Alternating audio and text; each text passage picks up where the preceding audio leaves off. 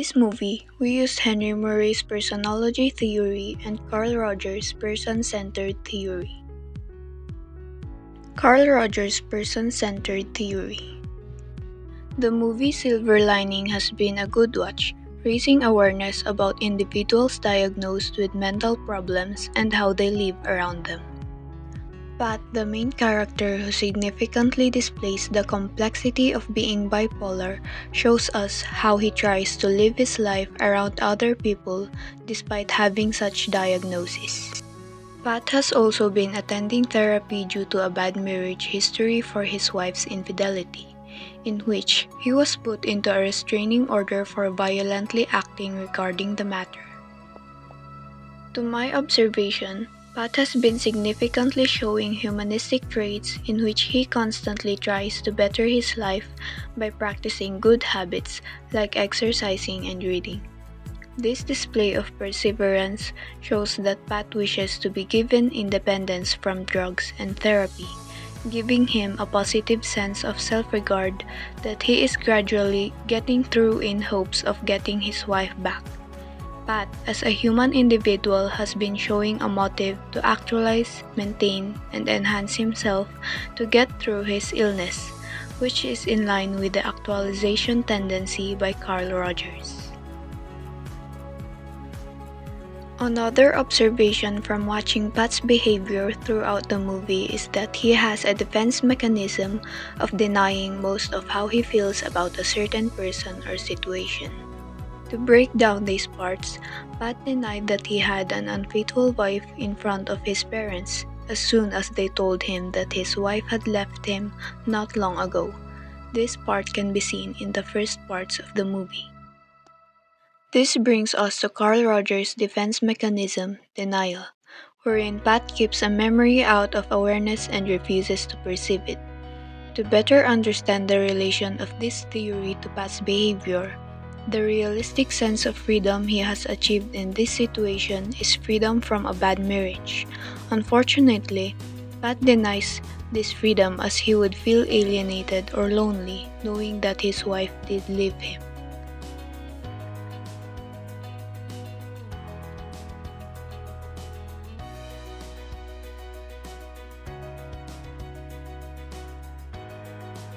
Concerning the actualization tendency by Carl Rogers, Pat has come to self-actualization, reaching his potential that he can be a newer person, trying new things and leaving the past as it was. Pat's condition of worth was getting his wife back, from which he gets validation and approval, while his self-actualization and potential are to move on and live a new life with Tiffany. He chose to actualize himself and did get to live a better life with his new girlfriend instead of desperately chasing things of the past. Henry Murray's personology. The first concept that we're going to discuss is the press-need combination.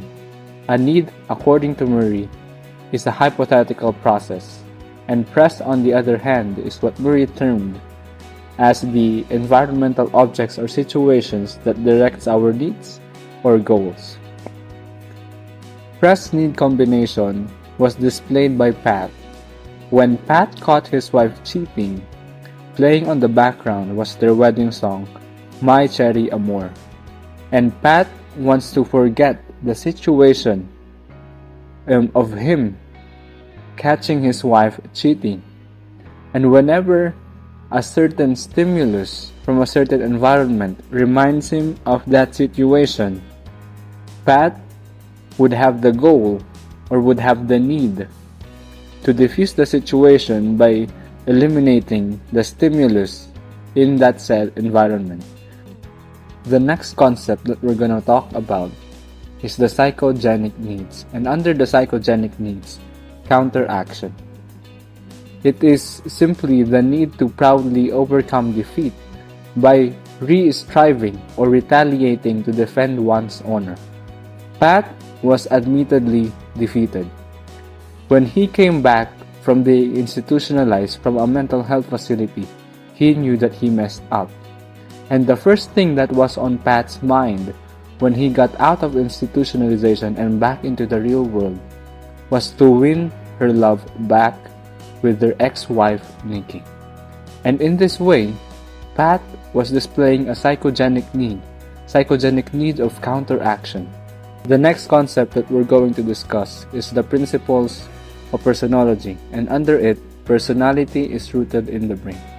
Everything on which personality depends exists in the brain, like feeling states, conscious, unconscious memories, beliefs, attitudes, fears, and values. And Murray believed that what went on with the brain directly affected our personality. For example, this was exhibited by Pat when he was under medication to help him cope with his bipolar condition, and his brain was being affected by the medication that he was on, and so he had to cope with the side effects. For example, when he bonded with Tiffany Maxwell, when they talked about all the other drugs out there, a handful of drugs, and what the side effects were, and what it was doing for them, and so they had to cope with it, and so that directly affected their personality, because if you were on medication for some time and you were dealing with the side effects, that would affect how you would interact with people and how you're going to act on certain situations. The next concept that we're going to talk about is still under the principles of personology, is the idea of tension reduction. People act to reduce tension physiologically and psychologically. Tension is normal in an environment. However, people always act to reduce tension for satisfaction. The ideal state of human nature is always having a certain level of tension to reduce. But we do not aim for a tension-free environment. That is not what we want, but we want for there to be tension. In fact, in some cases, we create tension just so we could have the satisfaction of reducing it.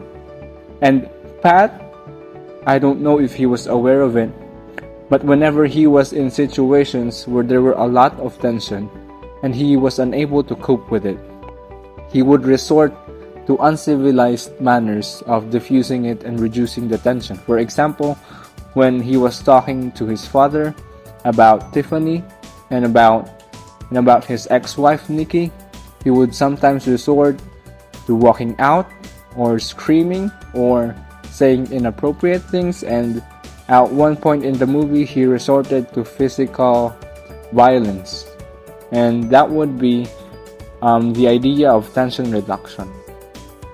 The next concept that we're going to talk about is still under the principles of personology. It's the uniqueness of each person while recognizing similarities among all people, and it is very self-explanatory. Pat and Tiffany Maxwell found similarities in their condition, despite being totally different people and having gone through very different situations.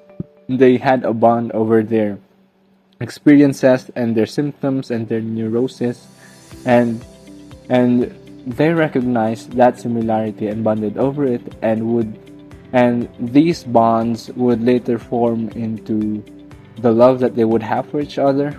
And that is the principle of uniqueness of each person while recognizing similarities among all people. The last principle that we're going to talk about is still under the principles of personology, is an individual's personality continues to develop over time. Personality is constructed.